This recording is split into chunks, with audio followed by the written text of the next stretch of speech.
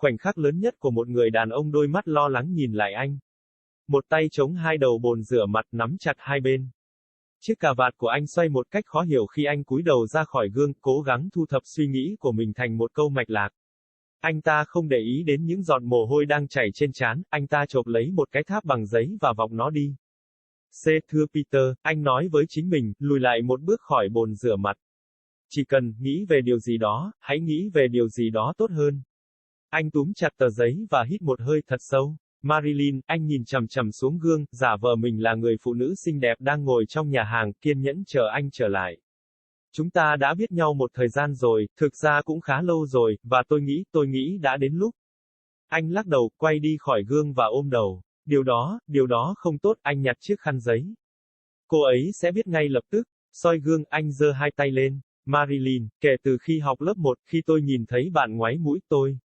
Lông mày anh nhíu lại với chính mình. Không thể nói vậy, cô ấy sẽ bị hành xác, phải có thứ khác. Anh ta búng ngón tay bằng bàn tay phải và ném tờ giấy vào tay kia.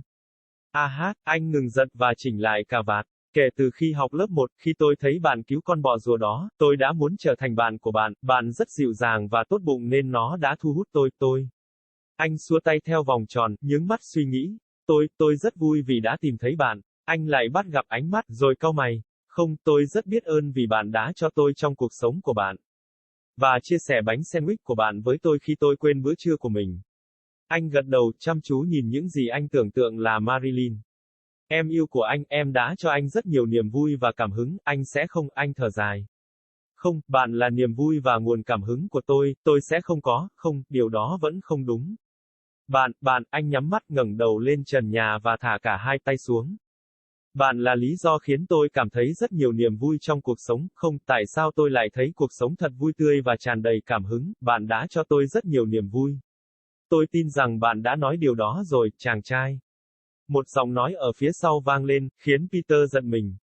Tiếp theo là giọng nói tuôn ra và cánh cửa quầy hàng mở ra. Một người đàn ông ngoài 50 tuổi bước ra ngoài, cũng trong bộ vest chỉnh tề. Anh đến bên cạnh Peter và rửa tay trong bồn rửa bên cạnh. Cả hai đều im lặng trong giây lát, hòa vào tiếng nước chảy và sự vụng về dữ dội. Peter liếc xuống bàn tay của người đàn ông và thấy một chiếc nhẫn cưới bằng vàng trên ngón tay áp út của anh ta. Người đàn ông hắng giọng, tắt vòi. Thật là căng thẳng khi làm những gì bạn sắp làm. Đã khoảng 25 năm rồi và tôi vẫn nhớ mình đã lo lắng như thế nào. Peter nắm chặt chiếc khăn giấy đã nghiền nát của mình bằng cả hai tay.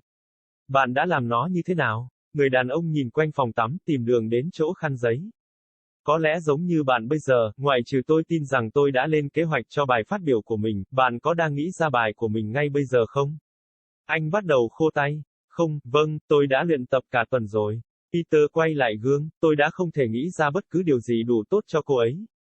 Cô ấy nghe như bắt được quả tang, người đàn ông cười khúc khích ném chiếc khăn giấy ẩm vào thùng rác. Bạn có muốn một tiền Bower không? Tôi có thể chấp nhận bất cứ điều gì vào thời điểm này, người đàn ông đặt tay lên nắm cửa. Hãy cho cô ấy biết tại sao đó là cô ấy mà bạn muốn dành phần đời còn lại của mình và cố gắng giữ cho nó thật đơn giản. Anh nghiêng đầu về phía Peter. Xin chúc mừng trước, sau đó anh ta bỏ đi. Peter nhìn lại gương, suy nghĩ về lời nói của người đàn ông. Hãy đơn giản, được rồi. Tôi có thể làm được điều đó. Với một tay, anh ấy sửa lại tóc và duỗi thẳng áo khoác. Marilyn, kể từ khi tôi học lớp 1, khi tôi thấy bạn cứu con bọ rùa đó, tôi đã muốn trở thành bạn của bạn. Bạn thật tử tế và dịu dàng khiến tôi có ấn tượng về việc bạn sẽ tuyệt vời như thế nào. Bạn thật tuyệt vời biết bao. Bạn xinh đẹp, mạnh mẽ và bạn đã cho tôi rất nhiều niềm vui, bạn là niềm vui của tôi, bạn làm tôi hạnh phúc, vâng, anh gật đầu với chính mình. Bạn khiến tôi hạnh phúc khi ở bên bạn, giống như cách một cái cây cần nước. Tôi cần bạn sống, anh gần như đập đầu vào bồn rửa mặt, thật quá ngô nghê, thử lại lần nữa, anh nhìn vào gương. Em làm cho anh hạnh phúc, thế giới của anh sẽ tối tăm nếu không có anh, không, anh yêu. Đôi mắt anh mở to, anh biết mình sẽ nói gì. Nó gần như cảm thấy sai lầm với cách đơn giản của nó, nhưng bằng cách nào đó anh biết rằng đó là điều đúng đắn khi nói với cô. Anh đứng lại sau gương, nhìn xuống chiếc khăn giấy nhàu nát và mỉm cười. Tim anh vẫn đập thình thịch, và có tiếng ù tai, nhưng anh muốn làm điều này. Chấm vào trán lần cuối, anh kiểm tra lại ngoại hình của mình. Anh ta đi ra cửa, ném khăn giấy ra và đi bộ trở lại nền văn minh. Mùi thơm của bít tết và hành nướng bao trùm quanh anh khi anh tiến vào căn phòng đầy bàn. A man's biggest moment nervous eyes stared back at him. One hand on both ends of the sink, clutching the sides tightly. His tie swung crookedly as he ducked his head away from the mirror, trying to collect his thoughts into one coherent sentence. He didn't fail to notice the bead of sweat running down his forehead. He grabbed a paper towel and dabbed it away. "See, mon Peter," he said to himself, backing up one step away from the sink. "Just think of something better." He bunched up the paper and took a deep breath. "Marilyn," he stared down the mirror, pretending he was the beautiful woman who sat in the restaurant, waiting patiently for his return. "We've known each other for a while now, a long time actually, and I think it's time." He shook his head, turning away from the mirror and holding his head. That's not good." He picked at the paper towel. "She's going to know right away." Refacing the mirror, he held up his hands. "Marilyn. Ever since grade 1, when I saw you pick your nose, His eyebrows furrowed at himself. "Can't say that. She'll be mortified. There's gotta be something else." He snapped his fingers with his right hand and balled the paper in the other. "Ah." He stopped snapping and straightened his tie. "Ever since grade 1, when I saw you save that ladybug, I wanted to be your friend. You were so gentle and kind that it drew me. He waved his hand in a circular motion, raising his eyes to think. I am so happy to have found you." He met his eyes again, then frowned.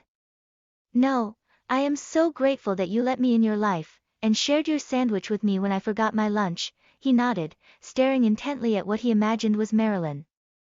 "My darling, you have given me so much joy and inspiration, I wouldn't have." He sighed. "No, you are my joy and inspiration, I wouldn't have." No, that still doesn't sound right. You. He closed his eyes, raising his head to the ceiling and dropping both hands. "You are the reason I feel so much joy in life. No. Why I find life so joyful and inspiring. You have given me so much joy. I believe you've said that already, lad." A voice in the back piped up, startling Peter. The voice was followed by a flush and the stall door opened. A man in his 50s walked out, also in a neat suit. He came up beside Peter and washed his hands in the neighboring sink. They were both silent for a moment, joined by the sound of water splashing and intense awkwardness. Peter glanced down at the man's hand and saw a gold wedding band on his ring finger. The man cleared his throat, turning the tap off. "It's nerve-wracking to do what you're about to do. It's been about 25 years and I still remember how anxious I was." "Yeah?" Peter gripped his crushed paper towel with both hands. "How did you do it?" The man looked around the bathroom, making his way to the paper towels. "Probably about the same way you are now. Except I believe I already had my speech planned. Are you coming up with yours just now?" He began to dry his hands. "No, well yes, I've been practicing all week." Peter turned back to the mirror.